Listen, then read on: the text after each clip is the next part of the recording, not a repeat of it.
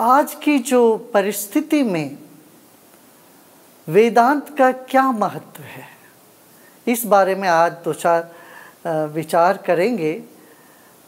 इसमें जब प्रकाश हम डालते हैं कि वेदांत क्या है और उसको हर क्लिष्ट परिस्थिति में हम कैसे जीवनोपयोगी बना सकते हैं।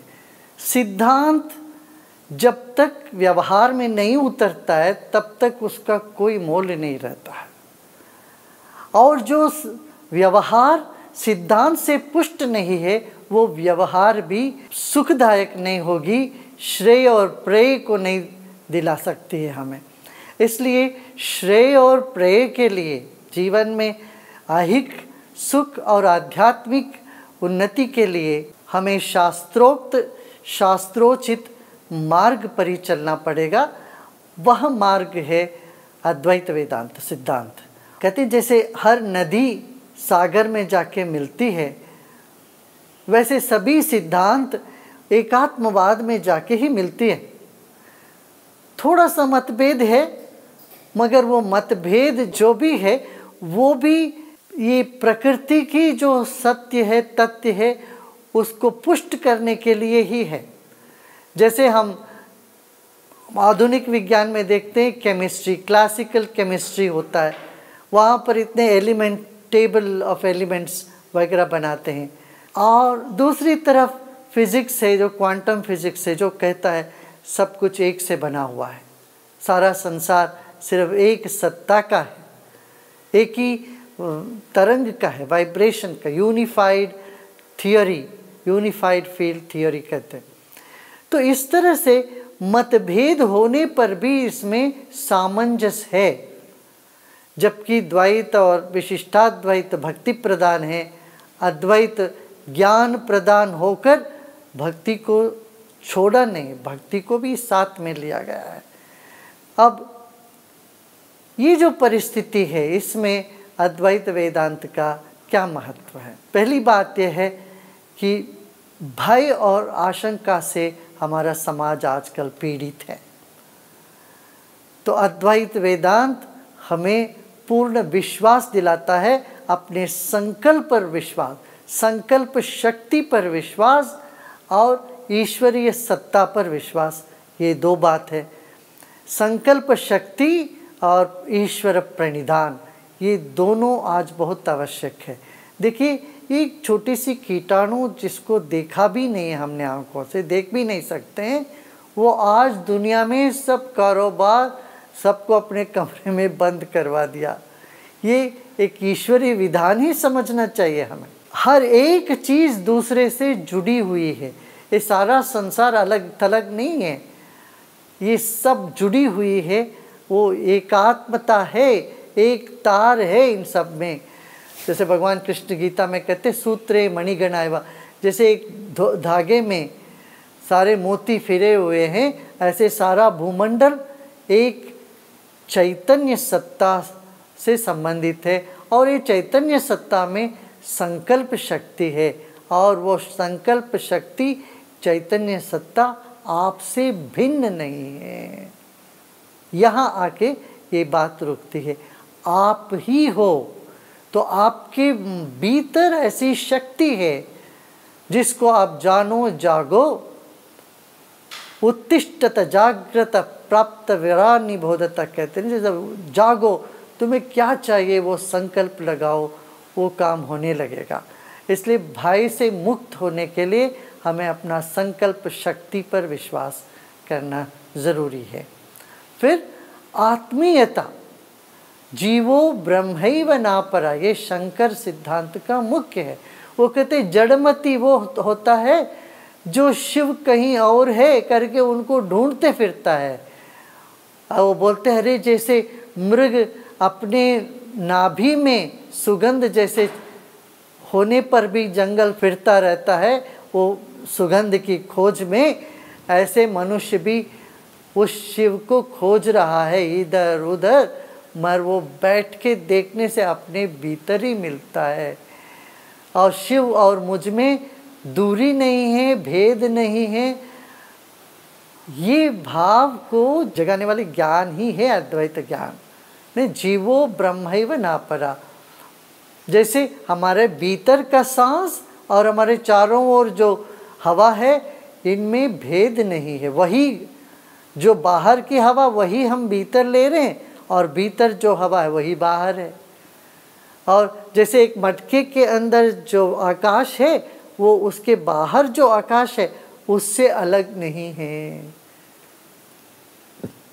ये बात यदि अच्छे ढंग से हमारे बुद्धि में स्थिर हो जाए, इस ज्ञान में बुद्धि स्थिर होते ही हमारे जीवन से पहली बात है भय दूर हो जाता है, फिर क्रोध दूर हो जाता है। क्यों? कोई पराये नहीं। जैसे अपने से कोई भूल होता है तो हम क्षमा कर लेते हैं अपने आप को, बोलते हैं अरे सब भूल करते ही हैं। यदि दूसरा व्यक्ति करता हो तो हम जानते हैं जानबूझ के किया है, उसको माफ़ नहीं करने जाते हैं। खुद को तो माफ़ कर लेते हैं, दूसरों को माफ़ नहीं कर पाते हैं। या कुछ लोगों में यही विपरीत भी है, दूसरों को तो माफ़ कर लेते, खुद को माफ़ नहीं कर पाते। ये दोनों अधूरा है।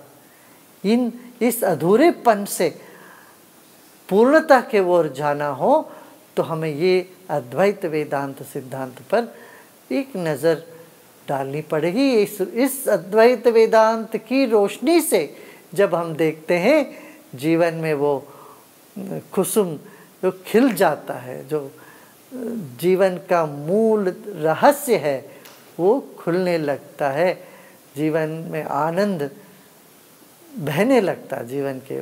तो बार बार आदि शंकर कहते हैं जाति नीति कुल गोत्र दूरकम नाम रूप गुण दोष वर्जितम। नाम रूप गुण दोष सबसे अलग है, कोई जाति नहीं है, कोई कुल नहीं है, इन सब से ऊपर है वो ब्रह्म तत्व है। उसको अपने आत्मसात करो, तुम वही हो, ये जान के चलो। ये बार बार ये कहते हैं। ये ज्ञान की गहराई में उतरते उतरते ध्यान लगने लग जाता है। हाँ? और ज्ञान भी है जीवन में। ध्यान बहुत बड़ा संपत्ति है, ध्यान की संपत्ति है। फिर संकल्प शक्ति अपने आप उपजती है। फिर वहाँ इसको कहते हैं निष्काम कर्म योग, और कहते हैं नैष्कर्म सिद्धि। कर्म करने से पहले उसकी सिद्धि मिल जाए, जब सोचा वो काम होने लगे, इसी को नैष्कर्म सिद्धि कहते हैं। हाँ? प्यास लगने से पहले पानी मौजूद हो जाए, भूख लगने से पहले भोजन तैयार हो जाए, इसको नैष्कर्म सिद्धि। कुछ करना भी न पड़ा, काम सिद्ध हो जाए।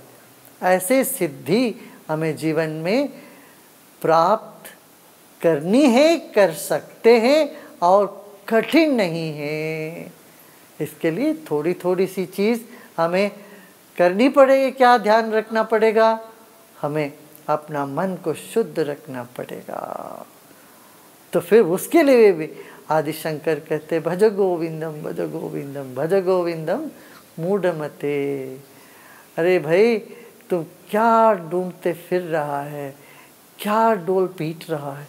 थोड़ा बैठो, अपने भीतर जान को गोविंद को भजो। और गोविंद पराया मान के नहीं, मेरे ही स्वरूप मान के तुम उसको भजो। ये शंकर वेदांत का मूलभूत रहस्य है। तो कहते ब्रह्म सत्यम, ब्रह्म सत्य है, जगन मिथ्या। जग मिथ्या माने झूठ नहीं है। सत्य और मिथ्या का परिभाषा आदिशंकर ने बहुत सुंदर दिया। जो तीनों काल से बाधित नहीं है वो सत्य है, और ये सारा संसार काल से बाधित है। जो कल जो ताज़ा था सेब, आज तो सड़ गया, परसों वो रहेगा ही नहीं, अब हफ्ते पहले था भी नहीं। जो पहले था नहीं अभी है, आगे नहीं रहेगा, इसको मिथ्या कहते हैं। मिथ्या माने जो परिवर्तनशील है। जगत परिवर्तनशील है, और हमारी सत्ता, हमारे भीतर जो सत्य है वो अपरिवर्तनशील है। जैसे हमारा शरीर बदल रहा है, विचार बदल रही है, शरीर बदल रही है ना, पूरा शरीर के कण कण बदल रहे हैं। तो ऐसे विचार बदल रहे हैं, भावनाएं बदलती है, मगर हमारे भीतर कोई एक चीज़ है वो नहीं बदल रही। जो नहीं बदल रहा है हमारे भीतर, उसको पकड़े। अक्सर आप लोगों को लगता होगा, सबको लगता ही है कि अरे छोटे छोटे बच्चे सब बड़े हो गए, सब परिवार, उनकी शादी हो गई, सब बड़े हो गए, और मैं तो बूढ़ा नहीं हुआ, बूढ़ी नहीं हुई। इस तरह की भावना हर वृद्ध के मन में होता ही है। हा? हमको ये नहीं लगता कि हम इतने साल के हो गए, हमारे अंदर कुछ लगता है कि हम अभी ताज़ा हैं। हमारे अंदर कुछ लगता है कि मैं बदला नहीं हूँ, मैं मिटूंगा नहीं, मैं हमेशा के लिए रहूँगा। ऐसा भाव हर एक के भीतर होता है, ये सत्य है। क्यों? आत्मा ना मिटती है, ना बूढ़ा होता है, ना बूढ़ी होती है। आत्मा नित्य है, निरंतर है, वो सत्य है।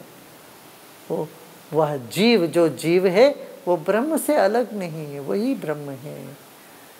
हा? जीव और ब्रह्म का एकात्मता अनुभव करना ही ध्यान। ये सरल भी है और अति महत्वपूर्ण भी है। ऊंचे से ऊंचे ज्ञान मगर सहजता से, सरलता से हमें प्राप्त भी हो सकता है। मैं एक घटना मैं आपको सुनाना चाहूँगा। एक बार हम दिल्ली में कालका जी में रुके थे, वहाँ से कनॉट प्लेस गाड़ी लेके गए। हमारे साथ 2 वृद्ध व्यक्ति भी थे, उनको कहीं वीज़ा लगवाना था, कुछ काम था, अपने बेटों के पास जाना चाहते थे वो अमेरिका में। तो हमारा कुछ काम था, मैं वो कोई मीटिंग थी, वो ख़त्म करके मैंने अपना गाड़ी उनको दे दिया। नहीं, वो लोग वृद्ध लोग हैं, वो कहाँ ऑटो पकड़ के कहाँ जाएंगे, तो हमने अपने गाड़ी उनको दे दिया कि आप अपना काम कर लीजिए, हम ऑटो में चले जाते। तो हम और हमारे जो सचिव दोनों ऑटो में, पास में एक ऑटो थे, उसको बुला के बैठ गए उसमें। वो ऑटो का ड्राइवर ऑटो के दोनों साइड जो अभिनेता उनका चित्र लगाया था, उन्होंने चलनचित्र के अभिनेताओं। और हम तो गुरुदेव लगते हैं, तो बोले गुरुदेव आए गए, बैठे और बोले कि गुरुदेव प्रणाम, कहाँ जाना? मैंने कहा जहाँ मैं जा वहाँ ले जाओ भाई। हमने बताया तो वो बोलता है गुरुदेव माफ़ करिए, मैं जिनका चित्र यहाँ लगाना चाहता था उनका कोई चेहरा नहीं, इसलिए इन लोगों का लगा और ये चित्र लगा, और ये सब रूप में वही है, मुझे वही दिखता है, एक ही दिखता है। और वो बोलते क्या आज मेरा सौभाग्य है, आज वो स्वयं जिनको मैं चाहता हूँ स्वयं गाड़ी में बैठ गए आज।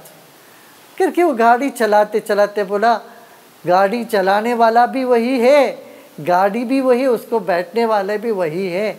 मैं क्या कहूँ, ये एक ऑटो रिक्शा ड्राइवर ऊंची वेदांत को अपने जीवन में उतार के उसी के बारे में बात करता।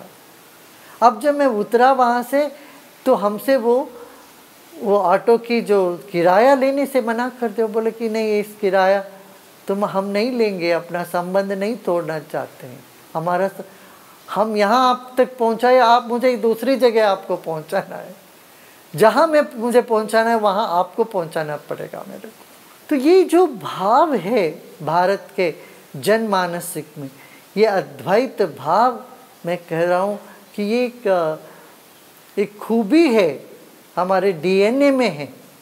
हाँ?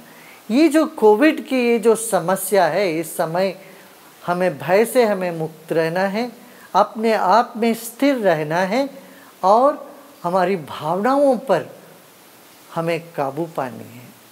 भावनाओं पर काबू पाने के लिए हमें अंतर्मुखी होना पड़ेगा, ज्ञान, ध्यान और गान में समय बिताना पड़ेगा। हाँ? गान, ज्ञान और ध्यान में समय हम बिताते हैं तो ये जो मुश्किल की घड़ी अभी लग रही है हमें, इससे हम आसानी से पार हो सकते हैं। साथ ही साथ सेवा का भाव। क्यों? कोई पराया नहीं, अपने ही है कोई। हर एक व्यक्ति में ये आत्मीयता, अपनापन जब नज़र आने लगता है, हम सहज ही सेवा में लग जाते हैं। किसी को कहना नहीं पड़ेगा, अरे भाई तू सेवा कर। भाई देखिए, आप घर में भोजन कर रहे हो, 2-4 व्यक्ति बाहर आके खड़ा है, आप क्या सिर्फ अपना खा के हाथ धो के बैठ जाओगे क्या? कदापि नहीं। भारत में तो ये होता ही नहीं। इस सभ्य व्यक्ति का तो काम ही नहीं है। हर सभ्य व्यक्ति क्या करेगा? हम भोजन करें, उनको भी जो भी है उठा के उनको भी दें, बांट के खाते हैं। ये हमारे जीवन में ये आ गया है, आ चुका है, ये है ही और ये मिटेगा नहीं। भारत के जनमानस से ये बांट के जीवन जीने की जो प्रक्रिया है, पद्धति है, ये कभी नहीं मिटने वाला। मुझे तो नहीं लगता मिट जाएगा।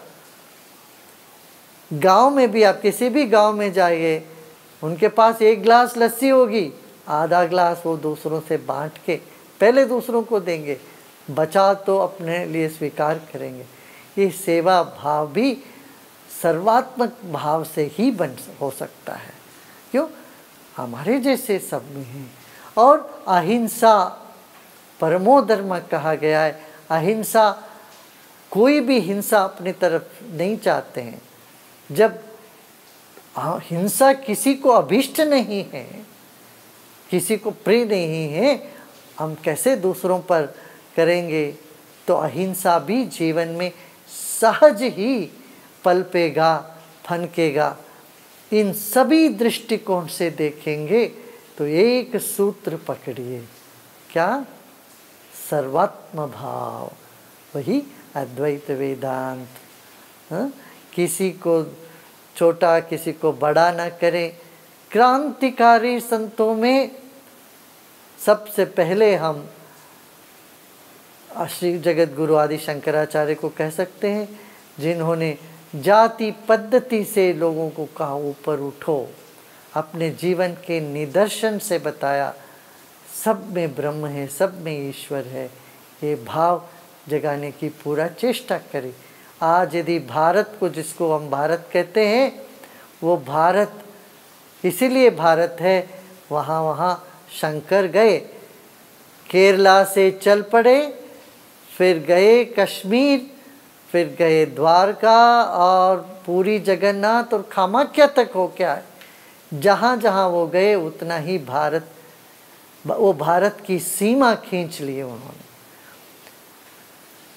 भारत की सीमा खींची है, मगर भारत के दर्शन को असीम बना के ही रखा।